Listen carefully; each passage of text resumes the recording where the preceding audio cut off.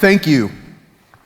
No, sincerely, thank you for choosing to be a member of a fraternity and sorority. Honestly, what were you thinking, right? I mean, right now, with all the stories that are out there in the news and with all the demands that are on you as a student, the time commitment, the money, you making a decision to join a fraternity or sorority is awesome. Thank you very much. I don't think we say that enough to our members. Our organizations wouldn't exist if every year there weren't people like you that decided that this was a good place to spend time. You know, you're the kind of person we look for. You're energetic, you're enthusiastic, you're committed. Maybe you're a good athlete. I don't know, maybe you're a good student. Hell, maybe you just had cute hair and straight teeth. We like that. You know, whatever it was, we sat in a room and all these names came up. And when your name came up, someone piped up and they said something like, oh yeah, he's cool. Or oh, she's cute, she's on brand. People care about brand a lot right now. You know? Or she would really fit in great here as a sister. Whatever happened, you know, we looked at you and we decided that you're someone who could make a difference here. You're someone that we could not just be friends with, but be something more with. Be a friend, a brother, a sister. And so we decided to pick you. You chose us, we chose you.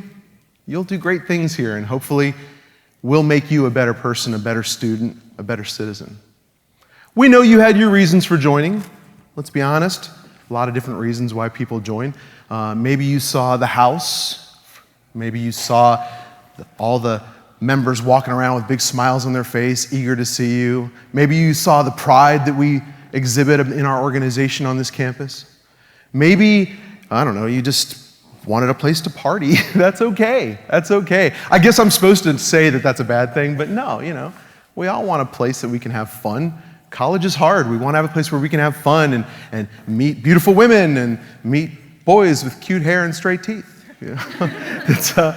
It's okay, you know. Maybe you just wanted someone to sit with at football games. People have joined for lesser reasons than that, you know. But maybe a person approached you during the recruitment time, and that one person took an interest in you and asked you questions and told you about themselves, and you said, that person right there, that's who I want to be at this university. That one person who just really made an impression on you made you join. Or maybe some of you are sitting here right now and you're thinking to yourself, my God, what the hell am I doing? You never saw yourself joining a fraternity or sorority. There's a lot of us, I was that guy. Never thought I would be a fraternity man. Never thought that was in the cards. It was definitely not part of the plan. But you know, you come to these organizations and you connect and you find a place where you can invest and you see a chance to make a difference, and all of a sudden it's all you're talking about is being in a fraternity or sorority. You know? It's a family. You know, those of us that have been in the organization for a while, we know it's a family. And just like any family out there, it has its dysfunctions. Not everybody loves each other all the time. We get on each other's nerves. We have problems just like any other family. But here we invest in each other, we carry each other, we care about each other. That's the part about fraternity and sorority that maybe you haven't seen it yet, but trust me, you will. I think it's probably the very best part of it. So this is the start of something really cool. Here you are, brand new member, shiny, excited. We hope that you'll be the brother or sister whose impact will really be felt for many, many years here. We hope that we'll make you a little bit better along the way, and somehow this organization will grow and get more significant as we pass this time together. Everybody's got a different way to bring you in, you know, different organizations. Some it's 3 days, some it's 3 weeks, some it's 3 months, but we're gonna take some time, and we're gonna get to know you, and you're gonna get to know us. Honestly, recruitment is not really good for giving us a lot of time to get a lot of depth of knowledge of the people we're having join. So, and you know the funny thing about fraternity and sorority? I always say fraternity and sorority is like a magnifying glass. You know those big magnifying glasses that you hold up to something and it gets really big?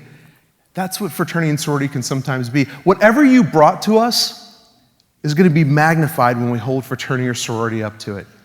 If you're a good student, fraternity and sorority blows that up. If you like service, or if you were a leader before you came to this campus, fraternity and sorority is going to blow that up.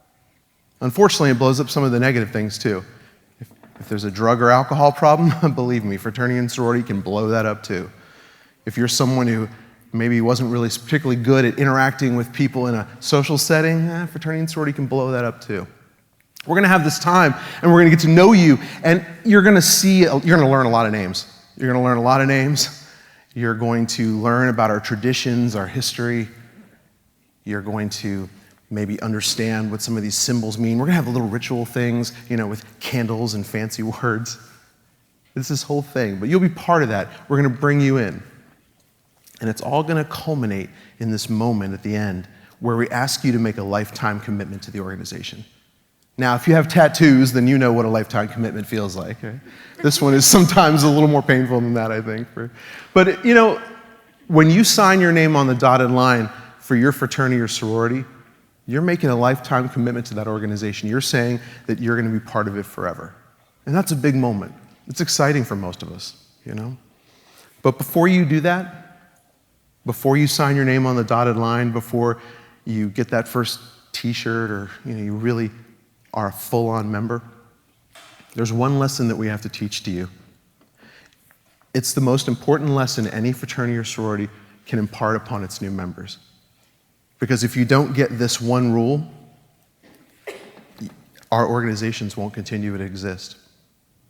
This one rule is more important than our history, our traditions, any of the things you see us doing, our meetings. It's more important than all of that. Because if you don't get this one rule, your son or daughter won't have an organization like this to join someday. All of this will be a fuzzy memory they do movies about or they tell stories about. Fraternity and sorority won't be here. One rule, one lesson. You ready? Here it is.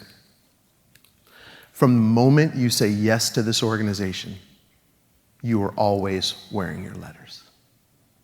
I'm going to repeat it because I really want you to get it. From the moment you say yes to this organization, you are always wearing your letters. I'm not talking about a hoodie or a hat or a tattoo or, even the fancy jewelry that we wear on our shirts or dresses. I'm not talking about any of that. What I mean is, from this point on, everything you say and do is going to be a direct reflection of everybody else affiliated with this organization. We're going to be judged every day by the choices you make. And honestly, not just your chapter, all of us who call ourselves Greek, all of us who are in fraternities and sororities, because the people out there, they don't know the difference between the letters. They see someone who's in a fraternity or sorority doing something good, they feel good about us. They see someone in a fraternity or sorority doing something stupid, they think we're all awful. You represent us all the time, all the time.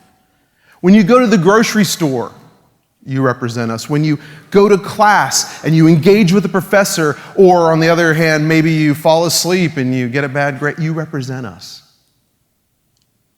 When you drive down the road and you stop so a pedestrian can cross the street, you represent us. When you turn 21 and hit the town, or when you go on spring break, you represent us, right? When you lead another campus organization, you represent us. When you insult another group on campus or go on social media and make some racist rant or film a racist song on a bus somewhere, you represent us.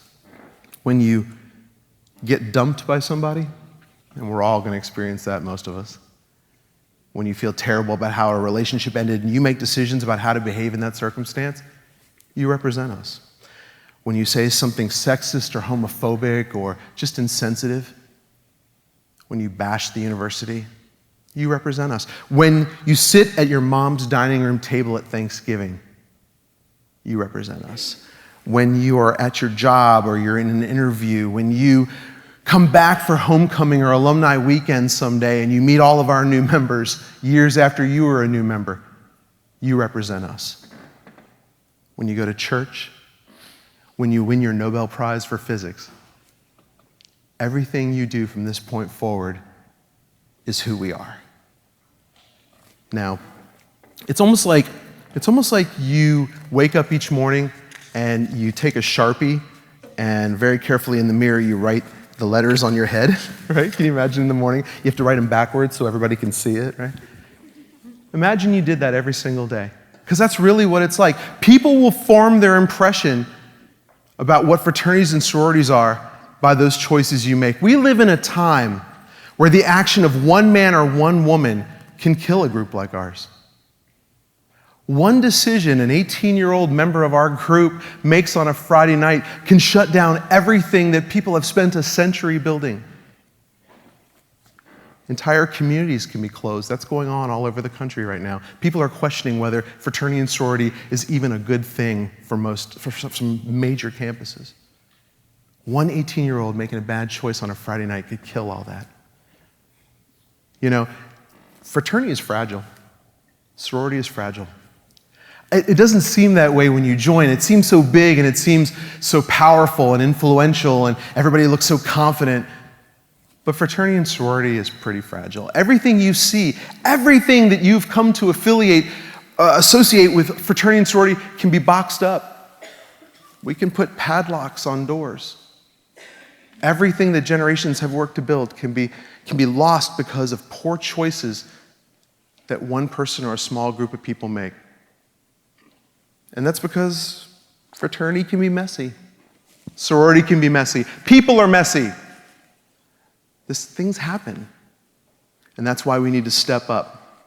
All the stereotypes you've heard about fraternities and sororities, all the negative images you've seen in some movies and on TV when they talk about fraternities, all of that didn't just come out of nowhere. It came because of the poor choices that people who came before you made. And somehow we've survived to this point, but none of this is your fault. None of this is, you just joined. You just joined. But you're always wearing your letters. You need to understand this before you sign your name on the dotted line and make that lifetime commitment, because things are different now. We need you to be something better than just a friend or a good member.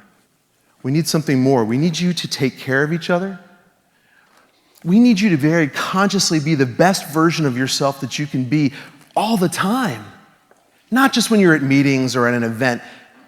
Always, right? You have to hold each other accountable.